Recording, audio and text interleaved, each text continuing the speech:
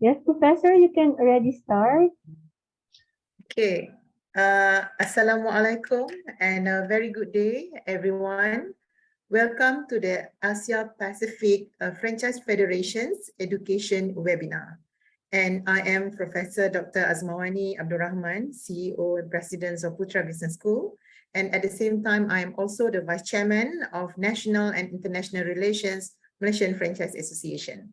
So today we have a very good topic, an interesting topic, which is on how to enter the Malaysia market. And today we have two prominent speakers who will be sharing with us deeply on this topic. So we have with us right now, Mr. Derek Yeo and also Madam Wong Jini. Yes, the two of them are here already. And before I proceed, I'm pleased actually to share their short bio. And before that, I would like also to remind you that at the throughout the, you can ask any question. If you have any questions, you can post your questions at Q&A section throughout their sharing. You don't wait until the end. And I will be reading their questions. I will addressing your questions after they finish their presentation. Yeah. So our first speaker, which is Mr. Derek Yeo, will be sharing with us on topic franchising trends, yeah, and updates. Very important. And let me tell you a bit about Mr. Derek Yeo. So Mr. Derek Yeo, who is currently Secretary General at the Malaysia Franchise Association, and also currently is a Chief Development Officer at the Kopitiam Asia Pacific Sdn Bhd, Old Town White Coffee. And Derek Yeo previously was the Director for the Revenue Valley Sdn Bhd, which houses local and international F&B brands such as the Manhattan Fish Market, New York Steak Shack, and the new brand Dapurla. And he has been active in the area of franchise business development for the group for the past 10 years, and he is also the Vice Chairman of Malaysia Franchise Association 2019 to 2021. He has been frequent contributor to the Malaysian franchise industry for training and seminars provided by Malaysia Franchise Association. Furthermore, he is also chairman of the Franchise Malaysia exhibition. Derek has been appointed as a chairman, was the chairman of the Nexus Productivity of Retail and Food Beverages under the Malaysia Productivity Corporation. His international experience include the franchise development and consultancies in Malaysia, Singapore, Indonesia, Thailand, Myanmar, Sri Lanka, Oman, and many, many more. Yeah. So Derek is all ready right now to share his topic on franchising trends and update. Remember, if you have any question, you can post your questions at question and answer. And Derek, the floor is yours right now. Please welcome. Hi, everyone. Hi, good afternoon. Let me just try to pull my slide. Okay.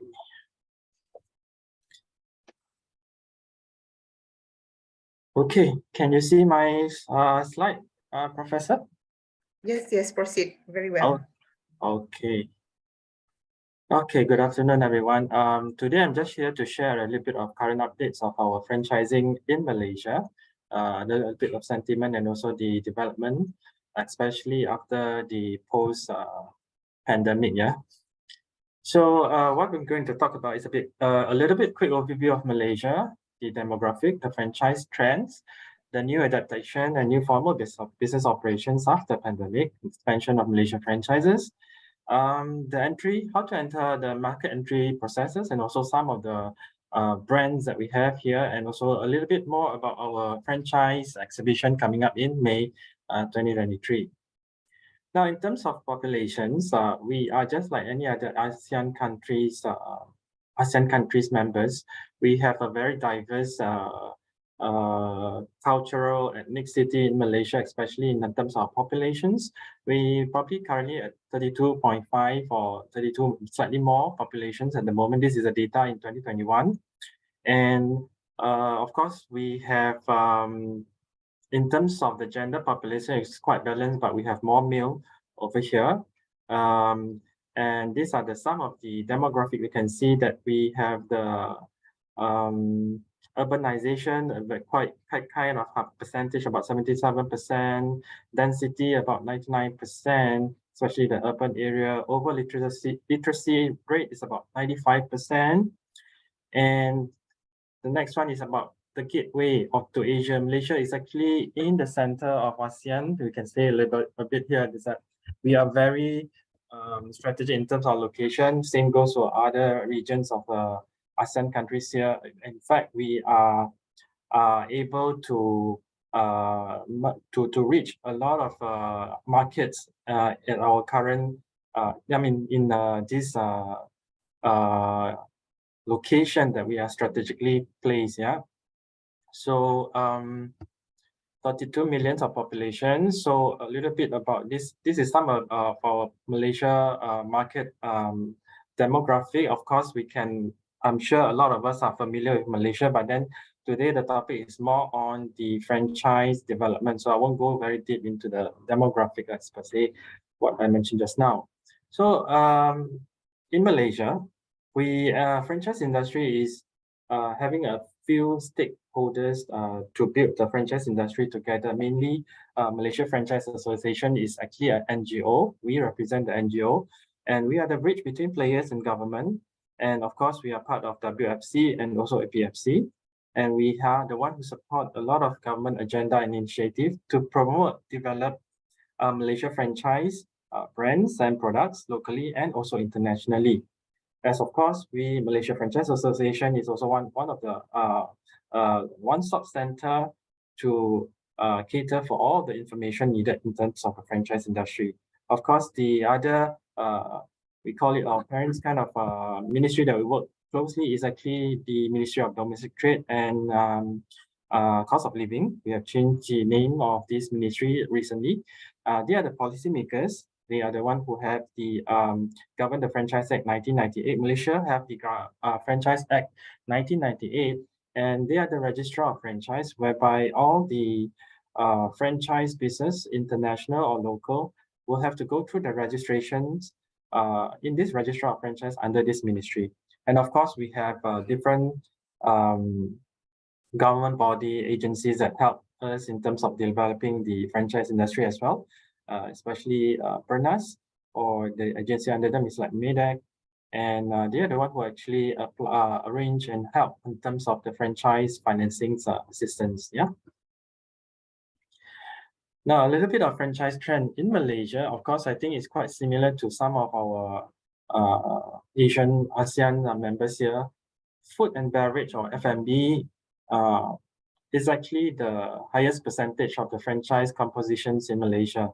So it is actually followed by the service and maintenance, learning center and training, clothing, accessories, beauty and health, electronics and ICT, convenience shops and supermarket, and also others.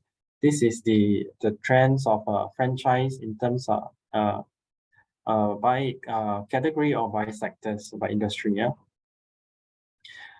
Now, in terms of the number of registrations company that we have captured under the ministry and also the association, we have around 1,154 total registers brand, from homegrown brand to the foreign brands in this franchise environment or the sectors. Yeah.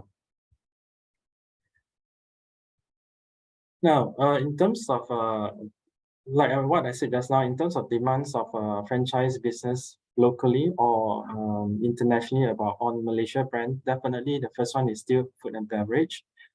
Second one will be retailing. Third one will be training and education, especially the children enrichment centers or brands or products. And of course, the beauty and health.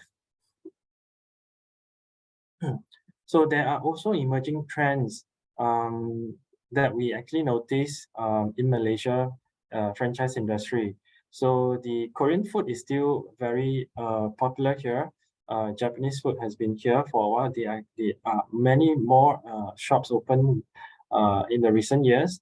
Thai food especially, and then there's the coffee trends in Malaysia right now. A lot of coffee players are in the market right now from different places of the world. Of course, there are also local brands And also they are also very authentic boutique brands happening blooming in Malaysia market in terms of coffee trend. We also have healthy food coming very strongly after pandemic, which I will talk about it later on. Then there are also emerging trends such as the self-service laundry, or we call it the coin-operated laundry previously, the healthcare, especially the pharmacy. There are different healthcare providers now coming into the franchise industry as well, healthcare related. Cleaning services, sanitizing services, home maintenance, even wheel writing services is also some of the trends we saw in the market. Islamic pawnbroking is also that we have in Malaysia. And of course, the education tutoring, subject-specific enrichment centers is something more and more very niche subjects for specialties training or learning has been also on the uptrend in Malaysia. So we also see that there is a continuous request, and then also a lot of build up in terms of fitness, health related fitness center, martial arts, women's center, Muslimah, young execs, kind of very specialized gym or health and beauty centers booming in Malaysia. We have the Muslimah or the Muslimah clothing brands that is also developing in Malaysia. We have the childcare center, nursery, and there are a lot of retailing, especially the convenience stores, opening a lot in Malaysia in the recent past 2-3 years. Yeah. Brands such as, if you know, besides 7-Eleven, which has been here for many years, there are also brands such as the Family Mart, CU, all these convenience store is actually everywhere that you can see if you come to Malaysia right now. So the pandemic has actually really changed some of the consumer behaviors and also the needs and also the requests or also the ways, the lifestyle here in Malaysia. I mean, I think it should also be similar to a lot of places, but then we can see there's an increase in digital adoption, people shifting to digital platform for day-to-day needs, changing to in terms of mobility patterns. Probably now after pandemic, there are a lot of companies are still practicing work from home, a day or some 2 days work from home per week. So the pattern of transporting or mobility is slightly different. Changes in purchasing behaviors, I would say that it's actually a habit during the lockdown. Probably the consumers are spending more time online to purchase and shopping. So this has the behavior has not changed a lot now. They are actually continuing now online shopping. Increased awareness of health. This is very obvious. Even though now it is like kind of quite after 2-3 years, the pandemic lifestyle, people are still wearing masks. You can see most people are still wearing masks in the very crowded places. They have a more higher expectation in terms of hygiene and also in terms of healthy eating behaviors. They have more requests and ways of looking at the food lately or recent months. Yeah, you can see the differences. So in terms of interpersonal behavior, of course, we can see these are data that we take on, or we actually can gather. But then one of the very obvious one is actually the pet adoption during the pandemic. But then I think that there are also pets franchise that we can see in Malaysia that is also doing quite well at the moment. Now, in terms of in this new normal, when we say it's a new normal, is or after the all these past 3 years, and also after the opening of the businesses or the economics the past 1 year, there are many. When we talk about entry into Malaysia, what are some insights that I can share here? Is that even the local or the brands that has been doing business here, they start to do a lot of innovation in terms of their products. Yeah, so they do a lot of collaborations, brands, a lot of collaborations together, because I think all of us have experienced the difficulty during the pandemic. So collaboration is something that we can help each other and actually also can actually expand and leverage on each other's customers or even the database together. So adaptive price offerings also is something that we can see, especially in the F&B scene, that there are segmentizing kind of price pricings in terms of menu offerings and products offering is being offered now. Especially they understand there are different requests or different category of consumer behaviors are different from the previous way they are doing business. So they're trying and adapting and to new way of giving affordable or even to capture different segments of the consumers. And of course, one of the challenge that we understand during the pandemic time, actually the lockdown time, in terms of the retail or even the F&B, that is that the shipping or the shipment or the export import has been disrupted quite badly. So in terms of sourcing for ingredients, especially the F&B category, they have to actually be reliant on the products that are available in the local scene. So that's where actually there are a lot of localized ingredients or sourcing happenings. And because of that, a lot of new limited menu has been offered during this period of time. And I think because of that, now a lot of brands are trying to work together with the farmers or even directly from the farms to source for their ingredients. So those are some of the changes that we see happening now. And of course, digitalizing has been sped up. I think digitalizing in Malaysia has been happening many years ago, even before pandemic, but then the pandemic actually sped up everything. So if you can see during the pandemic, a lot of Malaysia is one of the countries that depends a lot on foreign labor, especially in the retail and F&B environment, even the service sectors and also the maintenance sectors. During the pandemic, a lot of them went back to their hometown. Then after the economic recovery, they are not back yet. So there's a shortage of labor force in the market while the business is going better and better. So there's a need of moving forward from a very conventional way of doing business to digitalizing in terms of doing business. Besides providing relief in terms of labor shortage, they also give the consumer a new way of a new experience to the consumer in terms of dining out or even shopping at the comfort of their home. So because of that, there are different operating costs, new operating costs incurred.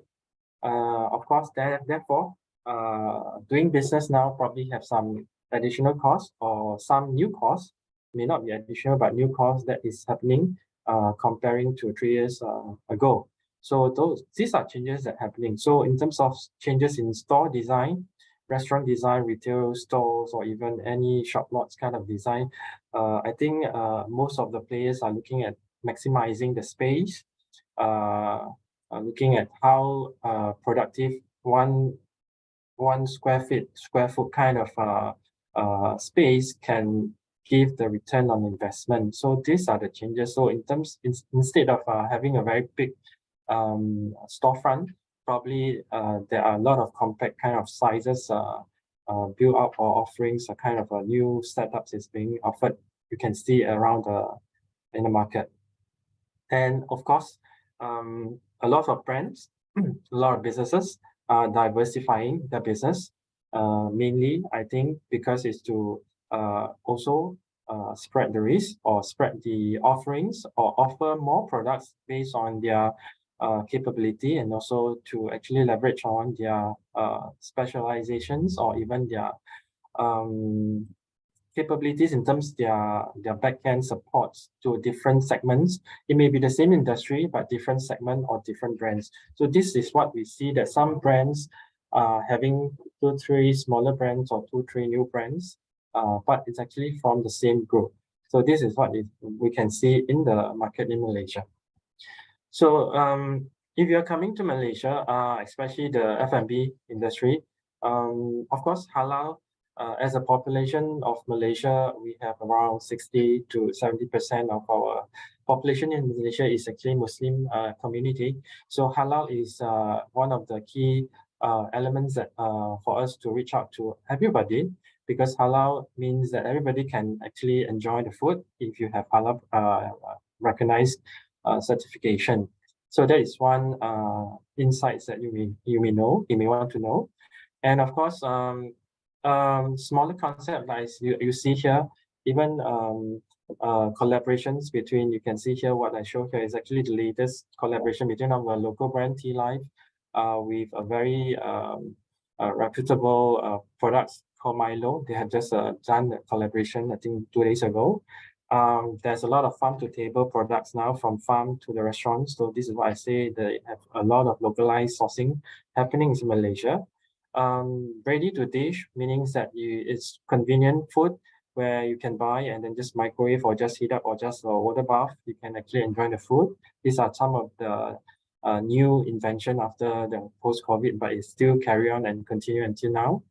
I think the other thing that the government or the public in Malaysia, especially, of course, in the European or the other Western society, they have been talking about ESG for quite a while. But over here in Malaysia, we've started to talk about it 2-3 years ago, even 4-5 years ago. But then recent years, I think a lot more companies are talking about it, and environmental sustainability efforts and government's effort. Yeah. So a lot of brands is looking into that seriously. They are doing that not because of they were asked to do, but we understand during the COVID time, there are brands, there are situations where supply chain was disrupted. There were even times that we were facing some shortage of protein, like especially chicken, the egg previously. But then there are a lot of innovation products coming into the market, especially plant-based item, which is also healthier options, plant-based chicken, even plant-based egg, which is also available in the market at the moment. So these are some of the changes in terms of doing business in Malaysia, in terms of the landscape change, in terms of offerings, in terms of customers' behavior and consumers' kind of expectations. Yeah. So this is what I can actually share, the recent trend happening in Malaysia. So of course, expansion of Malaysian franchises. Well, you can see there is a lot of homegrown franchise brand that you may have heard about it, or you may not heard about it, but this is the fact that we are very strong in F&B. Definitely, you can understand that we have Mary Brown. If you know Mary Brown, is a fast food category. Secret Recipe, the cake, Teh Tarik Place, the Manhattan Fish Market, the seafood, US Pizza. US Pizza is a Malaysia brand pizza chain. Old Town White Coffee is a comfort food, Malaysian food. Pony is the retail garment for kids, clothing. Clean Pro Laundry Bar is automated coin laundry. And we have very strong education sectors, especially the children enrichment, from the arts to the English learning, to the Islamics learning.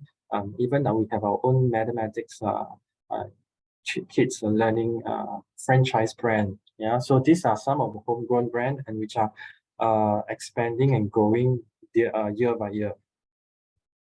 So currently, Malaysia brand is in a lot of countries.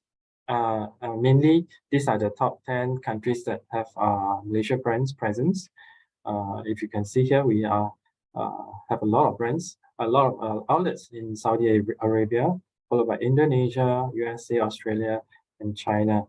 So yeah, we hope that there are more brands can penetrate these countries and more countries to come.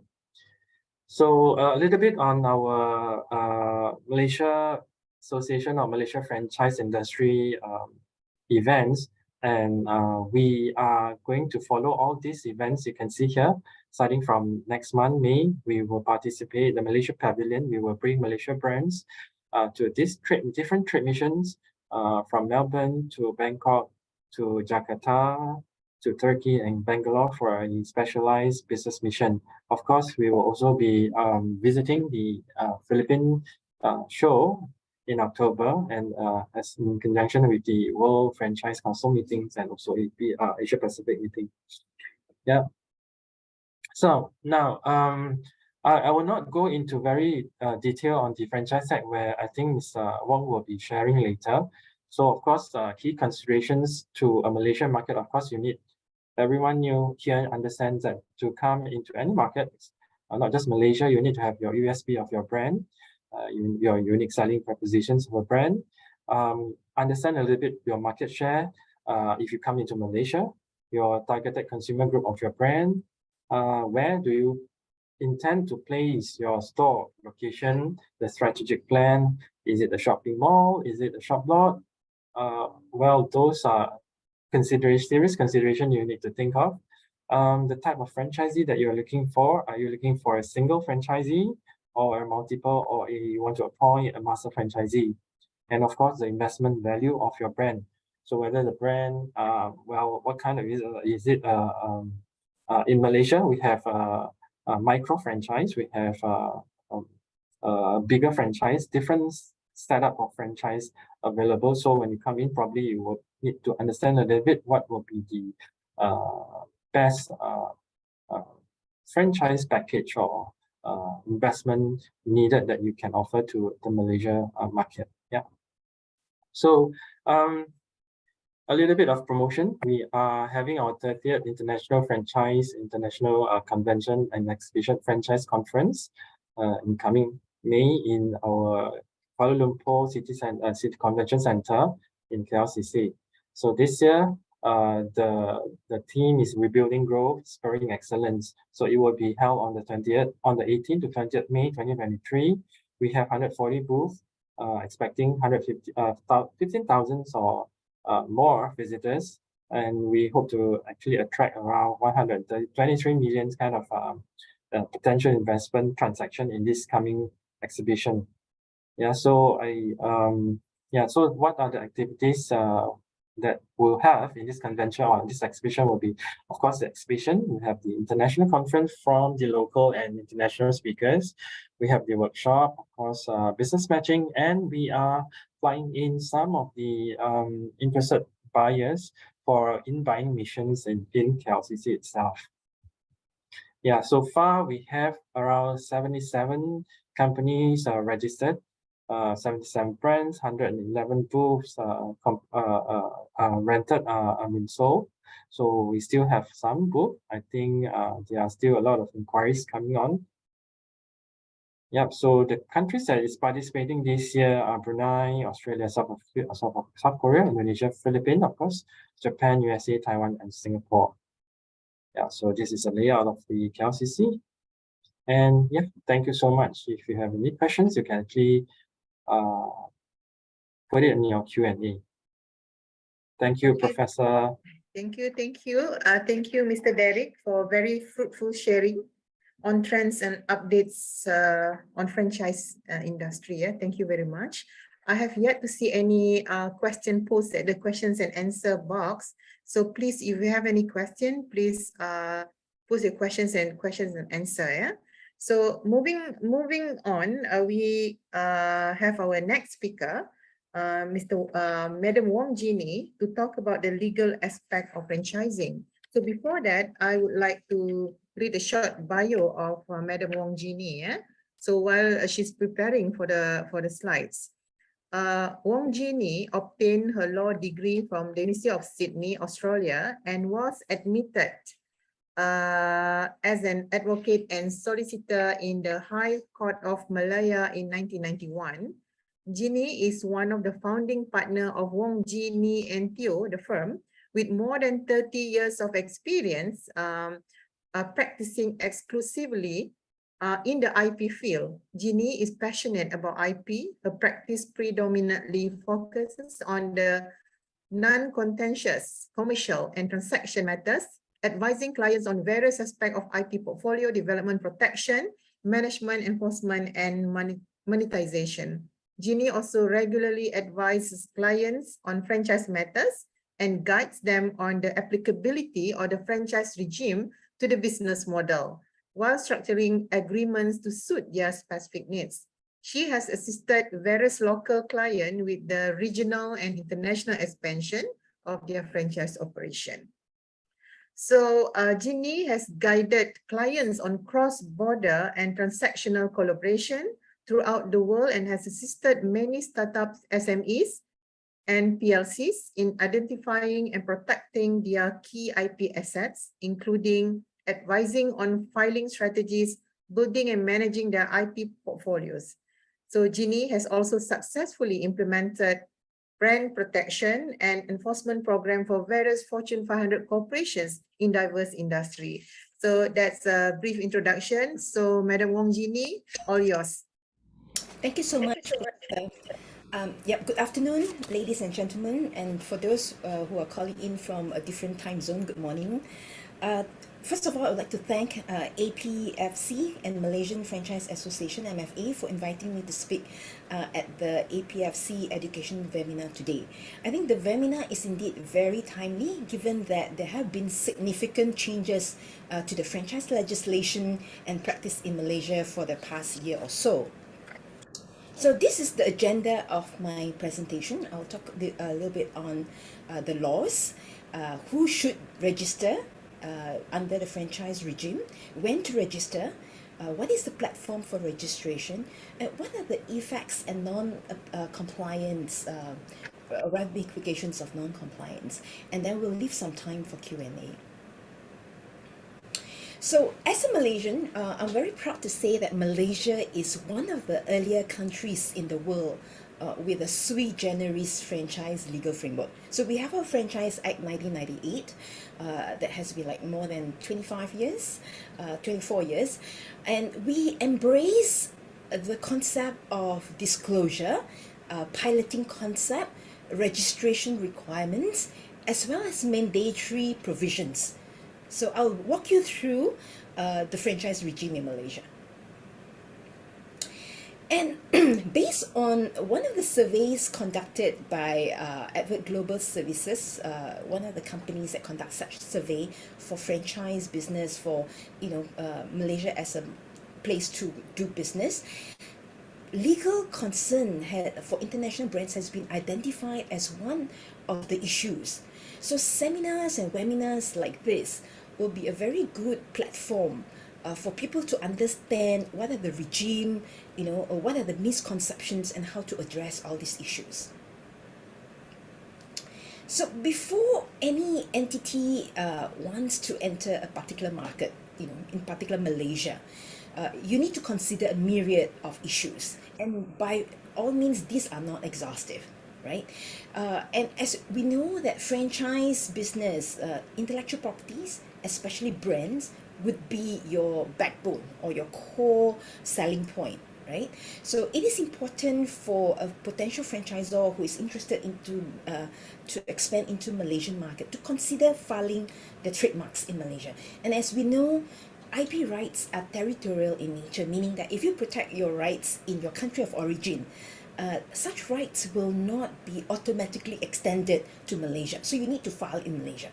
And you can do it by way of national filing, meaning that you can file directly in Malaysia, or you can file it through Madrid Protocol, which we became a member in 2019. And if you have copyrighted works like your SOP, your manuals, your programs, your software programs, you may even consider a voluntary recorder with Malaysian IP Office, MIPO, but it's not mandatory for the copyright to enjoy copyright protection in Malaysia. And before you share any confidential information, your trade secrets, your systems, your business format with your potential business partners, you may want them to sign a non-disclosure agreement to ensure that they do not disclose the information shared, beyond the purposes that they were shared. And if you have any other IP rights, be it industrial design or inventions that are inventive that you protect by way of patents, you should actually consider filing them in Malaysia before you actually disclose such inventions or industrial designs. As far as franchise regime is concerned, I think a lot of concerns, or there will be a lot of issues raised. What are the pre-contractual requirements? Do you have the ability to enter into an MOU, a letter of intent, whatever you call it, a term sheet, right, to secure deposit. And normally as a potential franchisor, you want to secure a deposit so that your efforts in discussing or in identifying the potential candidate will not go down the drain if assuming the matter does not materialize, right? And of course, confidentiality obligations as well. And you need to think about the registration requirements, piloting concept. Is it similar to China where you need to have your shop here first? What are the issues? What are the disclosure requirements? And more importantly, when you are negotiating or discussing with your potential partners, you should conduct a due diligence on, the entity. And you could do so using the Malaysian database like Companies Commission of Malaysia, SSM, or CITOS, which is a credit reporting agency. And you could also reach out to MFA, Malaysian Franchise Association, where MFA has a wealth of database on its business partners or the franchisees of potential franchisors in Malaysia. Last but not least, you may want to seek the assistance of local counsel or franchise consultant to advise you on the legal regime in Malaysia. And that's on franchise regime. But as we all know, franchise, even though you may have a franchise law, but there are laws that may have direct or indirect impact on franchising. Yeah, or one very important aspect would be the tax regime, because for any potential franchisor, you want to make sure that the payment made by your franchisees are remitted back to you in your original country, and you want to know whether there's any withholding tax and how many percent do you need to gross up, right?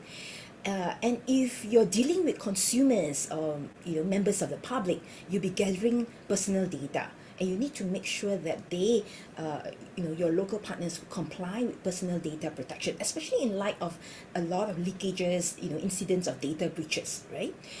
And in Malaysia, we do have a trade and foreign investment restrictions, and it's the license is called WRT. You need to address that in the event you're a foreign investor looking to invest in Malaysia.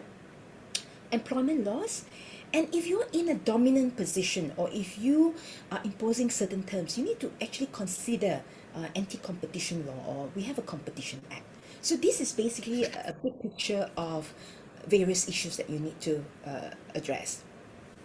Of course, the focus on our webinar today would be on the franchise ecosystem, which will be mainly on Franchise Act and the regulation. And that would involve the related documentation, like the franchise agreement, franchise disclosure document, manuals, such as operating manuals or training manuals.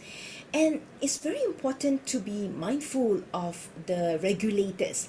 The regulator in Malaysia is the Ministry of Domestic Trade and Cost of Living, and in short is referred to as MDT. What are their current practices and procedures, which may not be found in the franchise legislation?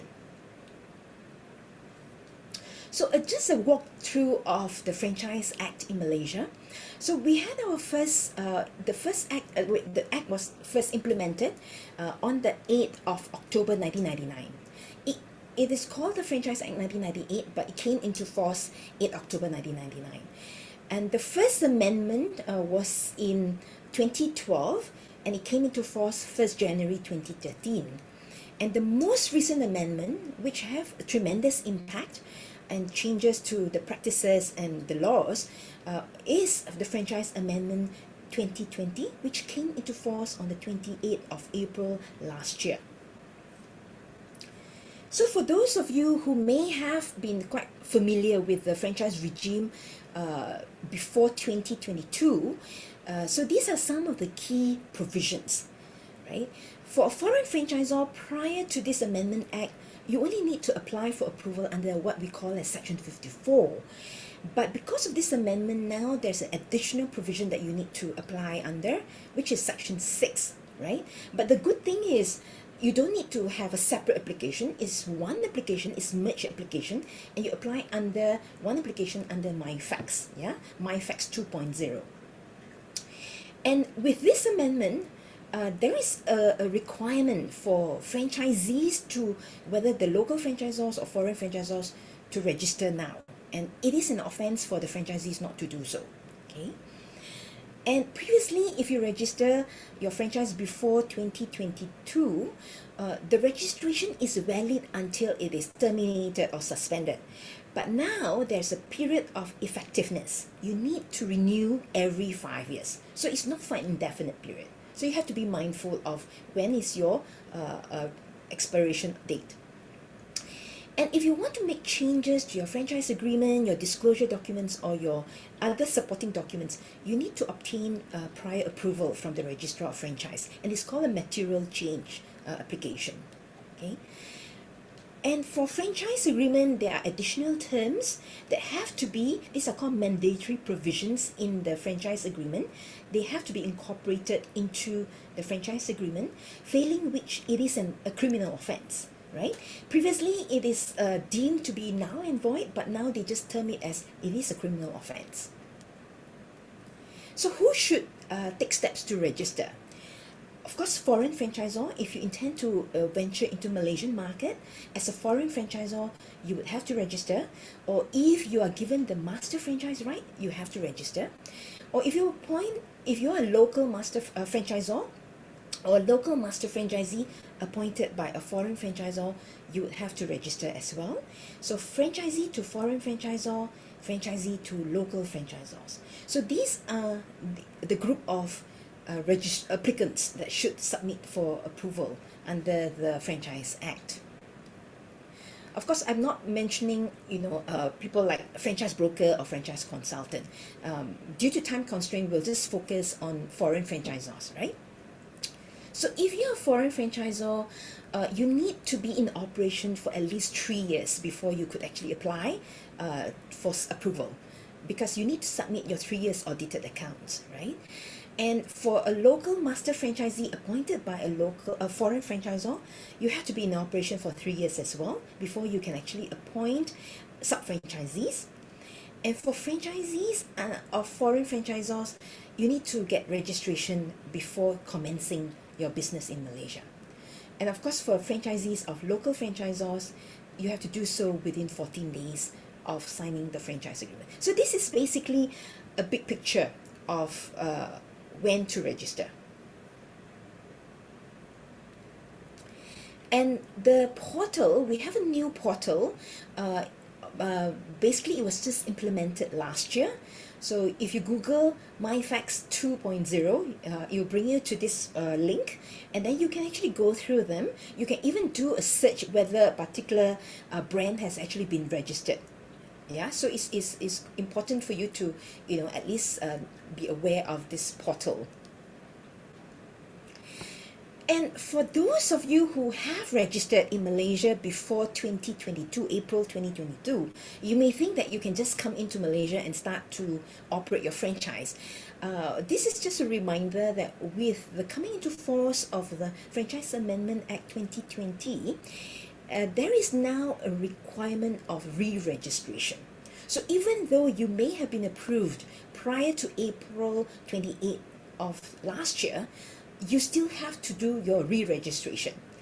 And at the moment, NTT has given a 3 years grace period from 1st August 2022 until 1st August 2025 for any franchisors to do the re-registration. And there will be a waiver of the re-registration or the approval fee. So if you don't do your re-registration, this may result in notice of suspension, termination, or cancellation being issued by NTT. And you can't appoint your franchisees, right? And it's also important for you to do your re-registration because unlike the previous registration regime, where once you're registered, you are registered forever until it's terminated. But now you need to renew every 5 years. And in order to determine when is your expiry date, the approval date for the re-registration will be used as the date to calculate the 5-year period. Okay, and another requirement that is not found in the Act is that franchisors and master franchisees must register for their franchisees. And for new registration, assuming that you have not done any registration before this, make sure that you're aware there will be new requirements for foreign franchisors. Previously, foreign franchisors are not expected to submit a franchise disclosure documents. But under the new registration, you have to submit your franchise disclosure documents. And there are other documentation that you need to support. For example, your 3 years audited accounts, your manuals. And once it's registered, is valid for 5 years from the approval date. And there'll be new fee structure. For local franchisors is 1,000 ringgit, is around 222 US dollars, based on 4.5 exchange rate. I mean, Malaysian ringgit has declined somewhat. And for foreign franchisor, previously it was 1,000, now it has gone up to 5,000. Excuse me. So these are some of the standard documentation for registration. So you need a template of your franchise agreement, and the template of franchise agreement must comply with the Franchise Act. So even if you have a template that you have adopted in Australia, in other countries, you can't just adopt the same template in Malaysia. You need to localize it. You need to make sure that the provisions comply with the Malaysian Franchise Act. And you need a franchise disclosure document, and that's a prescribed format. And if you have manuals, be it operation manual or training manual, you need to support that. And your 3 years audited accounts and any other supporting documents. For example, if you are not the trademark owners, there is a consent letter from your related entity or from another party. You need to submit that as well. And these are the mandatory terms in the franchise agreement, which must be inserted in the franchise agreement. Otherwise, it is an offense. I will not go through it in details, but if you want the deck, I can actually provide you, with the deck that you can go through, or it can be found in section 18(2)(a) to M of the Franchise Act. If you Google, or even on the Malaysian Franchise Association website, we do have a Franchise Act where you can actually download. And there are mandatory provisions that have to be included into the franchise agreement. Otherwise, it is a criminal offense. So I'll just point out some key provisions, because failure to provide or to comply with this would be an offense, a criminal offense. Yeah. So there's a compulsory practice, meaning that before you sign the franchise agreement, you must provide a copy of the franchise agreement and the franchise disclosure document to your potential candidate, right? At least 10 days, right? So failing which, it may be a criminal offense. And there is a cooling off period in the sense that you must cater for an option for the franchisee to terminate the franchise agreement within 7 working days from the date of the agreement. So if they decide to terminate during this period, this cooling off period, then they are entitled to get a refund of the money minus the expenses that you have incurred as a franchisor in preparing the franchise agreement. Right? So that's another important. And bear in mind, it's 7 working days. It's not 7 days, right? So you need to calculate, in Malaysia, most of the time we'll discount Saturday and Sunday, depending on which state you are. And as I mentioned earlier, there's a material change application that you need to comply with before making changes to the franchise agreement. So let's say you have your template has been approved, and you want to make changes, you want to increase the fees, you want to revise the territorial rights, you need to submit that for approval before you actually implement or roll out to your franchisees. And if you were to require your franchisees to pay advertising and promotion fee, you need to make sure that there is a promotion fund established, and it has to be managed under a separate bank account, and it has to be used only for the franchise business. So if you have 2 brands and you cannot use the money that you have taken for one brand to promote another brand, yeah. And every year, as a franchisor, you need to file in an annual report. In short, it's called LTPF. That is an acronym for the annual report in Malay, within 6 months from each financial year. So if you fail to do so consecutively for 5 years, your franchise registration can actually be terminated by the registrar. So that's very important. And when you submit your annual report, you make sure that you must submit a financial statement of the fund, which is endorsed by a registered public accountant. So other important provisions in the Franchise Act would be prohibition against discrimination.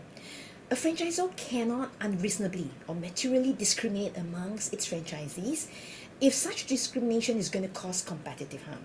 So there are a few things that you cannot discriminate. For example, the franchise fees, royalties, goods, services, equipment rentals, or advertising services. There are some exceptions, but you have to be mindful that you cannot cater for royalty of 5% for one group of franchisees and 3% for another, unless you can justify it. And for confidential information, a franchisee is required to give a written warrant guarantee that it must not disclose the information contained in the operation manual or obtained while undergoing training during or for a period of 2 years.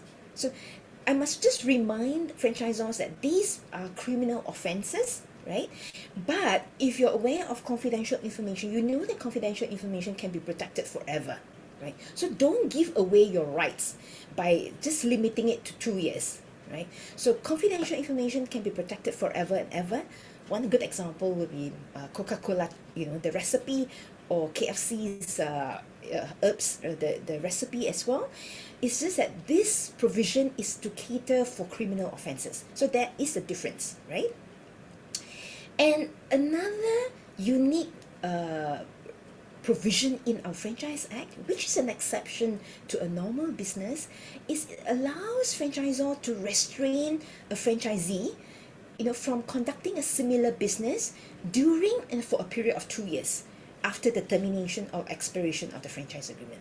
And it's quite important to note that, these obligations relating to confidential information and restraint of trade are extended not only to the franchisees, but to the franchisees, directors, immediate families, spouses, right? So it has far-reaching implications. Some noteworthy provisions would include you cannot have a franchise agreement that is less than 5 years term, so the minimum term must be for 5 years. And there is a provision for extension or renewal, right? And if a franchisee wants to extend, and it gives the franchisor not less than 6 months prior to the expiration date, and unless the franchisee has breached the franchise agreement, the franchisor must extend.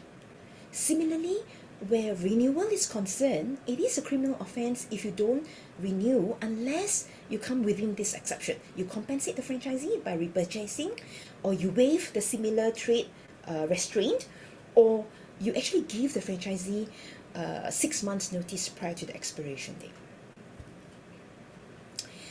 So what are the implications or the effects of non-compliance or non-registration? So as a start, you'll be violating the Franchise Act, right? And when you violate the Franchise Act and it is a criminal offense, you may be subject to prosecution risk, where there will be fines or jail term.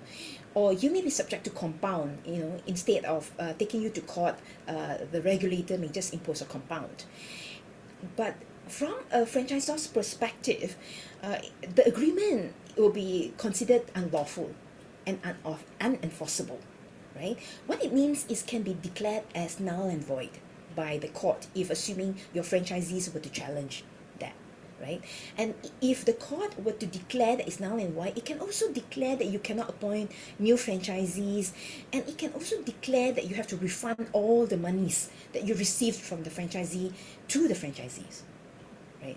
And of course, if you don't register, you can't get the certificate of registration for display, and that itself is another offense.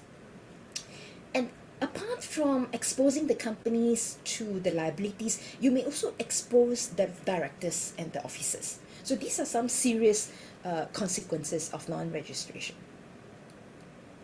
Yeah, so basically these are an overview of the franchise regime in Malaysia. I understand that my time is also up. I believe there are some questions which I will leave it to the moderator to pose it and read out the questions in the interest of time. Thank you so much for your attention. Yes, thank you, Madam Wong Jini. Always very good sharing from you. I'm sure that participant benefits a lot from your sharing. Now I can see from the question and answer box, there's 3 total number of questions, and 2 already answered by Mr. Derek. And there's one question here on the 3 years of audited account. financial account. So can I ask you, Madam Wonjini, to address that question? Yes, thank you so much, Professor. Yes, in order for you to be approved as a franchisor, be it local or foreign franchisor, you need to be in operation for at least 3 years so that you have your audited accounts, right? I think the rationale for this is if you have not been in operation for at least 3 years, you will not be in a position to provide support or guidance to your master franchisee or your franchisee, right? So the short answer is yes, you need to be in business for at least 3 years and get your audited accounts before you can actually get approval. Okay, thank you. I guess that answer is very clear, and thank you for the questions and interest. And you can always reach to the secretariat. Okay, that's one more. How about 3 years audited account in foreign country? Yeah. Yes, that is acceptable because if you're a foreign franchisor, before you come into Malaysia, you can't operate in Malaysia without the franchise registration, right? So if you have been operating in another country, let's say in Australia for the past 4 or 5 years, then you can actually use your audited accounts in Australia to apply as a foreign franchisor. Okay, thank you. So you can reach to the secretariat and you can contact Derek and also Madam Wongjini. So we are towards the end of our webinar, and on behalf of the Asia Pacific Franchise Confederation and Malaysia Franchise Association, I would like to extend a very sincere thanks to both speakers, and I hope that this webinar benefits all of you, and I hope to see you in the next webinar. Assalamualaikum, good day and thank you. Bye-bye. Thank you.